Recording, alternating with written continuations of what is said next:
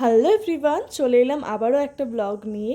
দেখতেই পাচ্ছো, এটা ছিল রবিবারের দিনের ব্লগ। রবিবারের দিন আমরা সকালবেলায় যখন স্টেশনে আসি, একটা ঠাকুর দেখতে পেয়ে, মানে ঠাকুরের মন্দির দেখতে পেয়ে বাবান কিভাবে প্রণাম করছে দেখতে পেলে। এটা কিন্তু কেউ শিখিয়ে দেয়নি, নিজের থেকে। মানে এত ভালো লাগে, বাচ্চা হয়েও যে এরকম একটা জ্ঞান ওর মধ্যে এখন থেকে চলে এসেছে।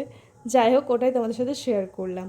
তো টিকিটের তো প্রচুর লাইন ছিল, জানি না কেন। যাই হোক, আমরা টিকিট কেটে চলে এসেছিলাম বহরমপুরে। মানে হ্যাঁ, আমার বাড়ি, মানে আমার শ্বশুর বাড়ির কথা বলছি। দিদিদেরকে নিয়ে চলে এসেছিলাম, দিদিদের বাড়িতে দুদিন ছিলাম। আর আমার বর বাজার থেকে আম কিনে নিয়ে চলে এসেছিলো। এটা ছিল মোলামজাম আম। তো দেখতেই পাচ্ছ, আমাদের বাড়িতে গেস্টরা এসেছে। তো যাই হোক, আমার জিজু তো ফার্স্ট টাইম এলো। আর আমরা ব্রেকফাস্ট করে নিয়েছিলাম রুটি, আলুর তরকারি, আর তার সাথে আম। এখন তো আমের সিজন। আর এদিকে হচ্ছিল মাটন কষা।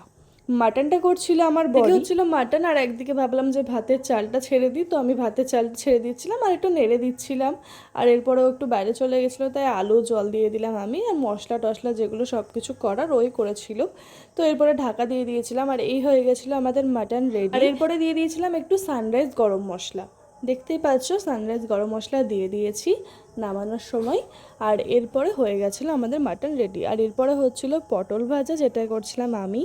আর এদিকে হচ্ছিল ডাল, দেখতেই পাচ্ছ। আর তার সাথে হচ্ছিল আলু ভাজা। তো এরপরে আমি সবাইকে খেতে দিচ্ছিলাম, আমরা সবাই মিলে একসাথে 4জন বসবো বলে। তো এই যে দেখতে পাচ্ছ, সাজিয়ে নিয়ে এসে দিয়েছি। আমরা তো দিদিদের বাড়িতে গেলে খুবই সেবা পাই, দেখতেই পাও তোমরা। তো ভাবলাম যে যখন ওরা আমাদের বাড়িতে আসছে, ওদেরকে তো একটু ভালোভাবে খাতির যত্ন করতেই হবে। তো দেখতেই পাচ্ছ, এখানে সবার খাবার দেওয়া হয়ে গেছে। জিজু, দিদি, আমি, আমার বর সবাই একসাথে খেতে বসবো বলে। তো এই হচ্ছিল কুলের চাটনি, মানে এটাই বাকি ছিল লাস্টে। আর এরপরে খাওয়া দাওয়া করলাম আমরা জমিয়ে। তারপরে নিয়ে নিয়েছিলাম দই। আমার বর এনেছিল টক মিষ্টি দইটা, খুব ভালো লাগে খেতে, লাল সড়ক থেকে। তো এরপর আমরা দুপুরে সবাই মিলে একসাথে ঘুমিয়ে গেছিলাম। ঘুম দেওয়ার পর এই যে বিস্কিট, তার সাথে চা, আর একটু নিমকি দেওয়া আছে, মানে এটা সেও টাইপের দেখতে। তো এটা দিয়ে আমরা চা খেলাম, মানে আমি আর দিদি দুধ চা খেলাম। ওরা তো দুধ চা খায় না, ওদেরকে লাল চা করে দিয়েছিলাম, জিজুকে আর আমার বরকে।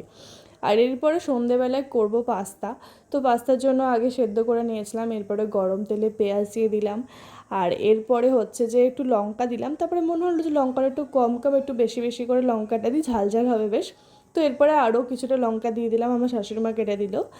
আর এই যে দেখতে পাচ্ছ, লবণ দিয়ে দিলাম। পাস্তাতে তো সেরকম কিছু দিতে হয় না। এই যে দেখতে পাচ্ছ, পাস্তাটা দিয়ে দিলাম। আর আমাদের বাড়িতে ননদও এসেছিলো, মানে ননদের মেয়েও এসেছিলো। সবাই একসাথে বেশ বাড়িটা জমজমাট হয়ে গেছে, সবাই মিলে একসাথে বেশ বাচ্চা কাচ্চারা ছিল, ভালোই লাগছিল। খেলে খেলে বেড়াচ্ছিল ওরা। তো যাই হোক, এরপরে আমি দিয়ে দিয়েছিলাম সস, টমেটো সস। আর এরপরে দিয়ে দিয়েছিলাম হচ্ছে যে সয়া সস। জানি না সয়া সস দেয় কিনা, বাট আমি একটু দিয়ে দিয়েছিলাম। পরে দিয়ে দিয়েছিলাম দুটো ম্যাগির মশলা। তো দেখতেই পাচ্ছ, আমার এখানে প্রায় হয়ে গেছিলো। আমার একটু সসটা মনে হলো কম কম, তাই একটু সস দিয়ে দিলাম। বেশ মাখো মাখো হলে জিনিসটা ভালো লাগে দেখতে, বা খেতেও ভালো লাগে। তো এরপরে আমি একটু সস দিয়ে দিয়েছিলাম। তো এই যে দেখতে পাচ্ছ, এবার আমি বাটিতে করে সবাইকে তুলে একটু একটু করে দিচ্ছিলাম। বাড়িতে সেদিন অনেক লোকই ছিল, তো সবাইকেই দিচ্ছিলাম আর কি, অনেক কটাই বাটি হয়েছিল। তো এই যে দেখতে পাচ্ছ, আমার সবাইকে দেওয়া হয়ে গেছে। এবার নিজেরটুকু নিয়ে খাওয়ার পালা, তো খেয়ে নিলাম। আর এরপর একটু আম কাটছিলাম সন্ধেবেলায়। আমার ননদের বাড়ি থেকে আমার ননদ আবার আম নিয়ে এসেছিলো, ওদের গাছের আম রয়েছে, রানী আম।